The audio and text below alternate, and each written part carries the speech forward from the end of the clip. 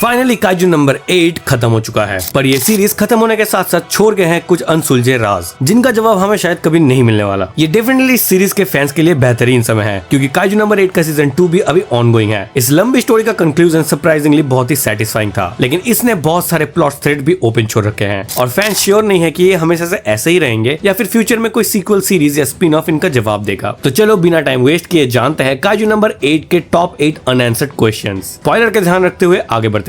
Number 8, kaiju कहां से आते हैं। काइजू नंबर 8 की स्टोरी ह्यूमैनिटी के काइजू के अगेंस्ट वार पे सेंटर्ड है। फैंस ने सालों तक सोचा कि ये काइजू एग्जैक्टली कहां से आते हैं। सबने इंतजार किया कि शायद मांगा में इस सवाल का जवाब मिलेगा, लेकिन ये कभी नहीं हुआ। काइजू के ओरिजिन्स के बारे में फैंस को सिर्फ इतना ही पता है कि उनका अर्थ से कुछ कनेक्शन है, क्योंकि मांगा बार बार इंप्लाई करता है कि ये मॉन्स्टर्स अंडरग्राउंड फॉल से प्रोड्यूस होने वाली मैसिव एनर्जी स्पाइक से बॉर्न होते हैं। लेकिन ये कभी फुल्ली कंफर्म या एक्सप्लेन नहीं हुआ कि ये प्रोसेस एग्जैक्टली कैसे काम करता है, ये एनर्जी वहाँ पे क्यों ज्यादा होती है, ये काइजू कैसे क्रिएट होते हैं। ऑडली एनफ स्टोरी चैप्टर 129 में खत्म हो चुका है और ये प्रॉपर्ली एक्सप्लेन भी नहीं हुआ है। नंबर 7, अदर कंट्रीज काइजू से कैसे डील करते हैं। बहुत सारे दूसरे मॉन्स्टर हंटिंग मांगा सीरीज की तरह काइजू नंबर 8 एक जापान सेंट्रिक स्टोरी है। मतलब रीडर्स को रेयरली ही पता चलता है कि दूसरे कंट्रीज में क्या हो रहा है। ये बार बार कहा गया है कि जापान वो रीजन है जहाँ सबसे ज्यादा कांस्टेंट काइजू अटैक्स होते हैं, लेकिन उसके एंटी काइजू फाइटर्स वर्ल्ड भर में फेमस है। मतलब ये थ्रेट्स एक ग्लोबल इशू तो है। अनफॉर्चुनेटली ये कॉन्सेप्ट जितना प्रॉमिसिंग है, मांगा ने कभी रीडर्स को नहीं दिखाया कि दूसरे कंट्रीज काइजू से कैसे डील करते हैं, जिससे बहुत सारे क्वेश्चंस बचे रह जाते हैं। क्या दूसरे कंट्रीज के पास भी डिफेंस फोर्स है? क्या उन्होंने similar anti kaiju weapons develop किए हैं? क्या उनके पास भी अपने फेमस कॉम्बेटेंट्स है? अगर इस सीरीज को फ्यूचर में फॉलो अप मिलता है तो दूसरे नेशंस के एंटी काइजू फाइटर्स को एक्शन में देखना काफी इंटरेस्टिंग होगा। नंबर 6, क्या काइजू के थ्रेट को ह्यूमैनिटी कभी मिटा पाएगा। काइजू नंबर 8 के फाइनल चैप्टर्स में काफका हिबिनो और उसके friends finally Dai Kaiju of the Meire की एरा को किल कर देते हैं और एंटी काइजू डिफेंस फोर्स में खुशी के साथ एक साथ काम करने लगते हैं। पर स्टोरी के एंड तक काइजू अभी भी एग्जिस्ट करते हैं और जापान पे रेगुलरली अटैक भी करते हैं। बस अब काफका और उसकी कंपनी इतने स्ट्रॉन्ग है कि इतने पावरफुल मॉन्स्टर को डिफीट करने के बाद वो कोई भी चैलेंज को इजीली फेस कर सकते हैं। काइजू नंबर 8 का वर्ल्ड काफी टेरेबल प्लेस लगता है, जहाँ रहना मुश्किल है। ये काइजू बार बार सिटी को टेरराइज और डिस्ट्रॉय तो करते ही रहेंगे। ये कम्प्लीटली अननोन है कि क्या वो कभी इस थ्रेट को ह्यूमैनिटी के लिए परमानेंटली एलिमिनेट करने का प्रॉपर वे डिस्कवर भी कर पाएंगे।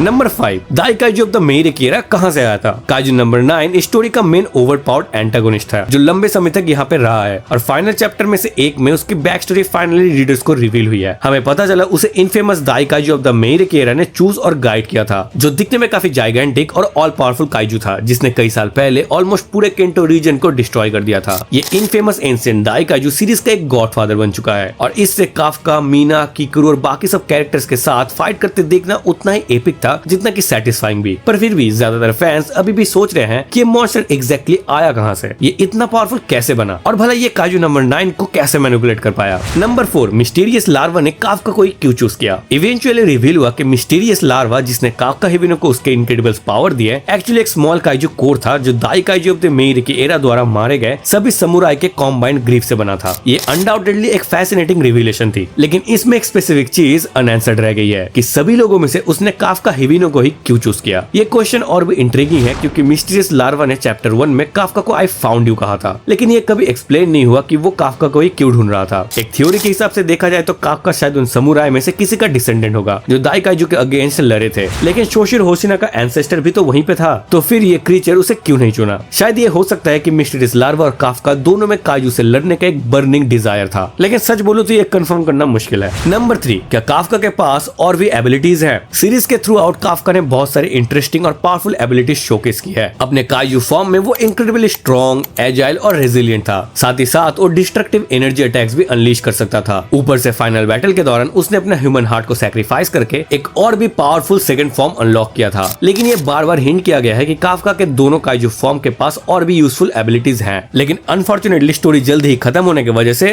उन्हें कभी एक्सप्लोर नहीं किया गया। फॉर एग्जाम्पल उसकी सेफ शिफ्टिंग एबिलिटी, वो ऑकेशनली अपने बॉडी पे जॉज जनरेट करता था जो बैटल में उसकी हेल्प करते थे। नंबर 2, बाकी के नंबर वेपन्स कहाँ है। Numbers weapon undoubtedly kaiju number 8 के काइजू सेंट्रिक पावर सिस्टम का एक सबसे कूल और एक्साइटिंग पार्ट था। ये एक कलेक्शन है वेपन्स का जो जापान पे अटैक करने वाले कुछ सबसे पावरफुल नंबर्ड मॉन्स्टर के कॉप से बने थे। स्टोरी के थ्रू आउट हमें बहुत सारे वेपन शोकेस किए गए और उन्होंने हमें बिल्कुल भी डिसअपॉइंट नहीं किया, जैसे जिन नरुमी का नंबर्स वेपन 1, इशाओ शिनोमिया का नंबर्स वेपन 2, रेनो इचिकावा का नंबर्स वेपन 6 एटसेट्रा। लेकिन 3 कंफर्म नंबर काइजू है जो नंबर वेपन्स में कन्वर्ट हुए थे, लेकिन वो स्टोरी में कभी दिखे ही नहीं, और वो है काइजू नंबर 3, काइजू नंबर 5 और काइजू नंबर 7। ये कम्प्लीटली अननोन है कि उन वेपन्स का क्या हुआ और अभी वो किसके पोजीशन में है। सच बोलो तो उन्हें एक दिन एक्शन में देखना काफी अमेजिंग होगा। मैं तो चाहता हूँ ओरिजिनल एनिमे ओनली सीन्स में ये दिखाया जाए। और अब आते हैं सबसे इंपॉर्टेंट क्वेश्चन पे। नंबर 1, काइजू नंबर 8 के एंड में क्या मीना और काफका रिलेशनशिप में है? चाइल्डहुड फ्रेंड्स काफका हिबिन और मीना आशिरो के बीच का क्लोज रिलेशनशिप काइजू नंबर 8 का एक सबसे इंपॉर्टेंट कैरेक्टर डायनेमिक था, क्योंकि वो कॉन्स्टेंटली एक दूसरे को इंस्पायर करते थे डेंजरस काइजू से लड़ने के लिए। लेकिन मांगा ने कभी रियली डिसाइड नहीं किया कि वो एक दूसरे में रोमांटिकली इंटरेस्टेड थे या नहीं। काफका और मीना के रिलेशनशिप के एम्बिगियस नेचर की वजह से बहुत सारे फैंस मानते हैं कि उन्हें एक साथ होना चाहिए था। इसके कॉन्ट्रास्ट में दूसरे लोग अप्रिशिएट करते हैं कि वो एंड तक क्लोज फ्रेंड्स रहे और उनके बीच में कुछ ज्यादा नहीं हुआ जो चीजों को कॉम्प्लिकेट करे। लेकिन फाइनल चैप्टर ने इस टॉपिक पे कॉन्क्रीट आंसर नहीं दिया, क्योंकि वो एंटी काइजू डिफेंस फोर्स में एक साथ काम करते हुए दिखे थे। ऐसा लगता है कि ये रीडर के इंटरप्रिटेशन के लिए ओपन छोड़ा गया है। फिर भी ऑथर शायद इस रोमांटिक सबप्लॉट को फ्यूचर में डेवलप कर सकते हैं अगर वो इस सीरीज में वापस आते हैं तो। वैसे तुम्हारा क्या मानना है इस टॉपिक को लेके कमेंट में जरूर से बताना,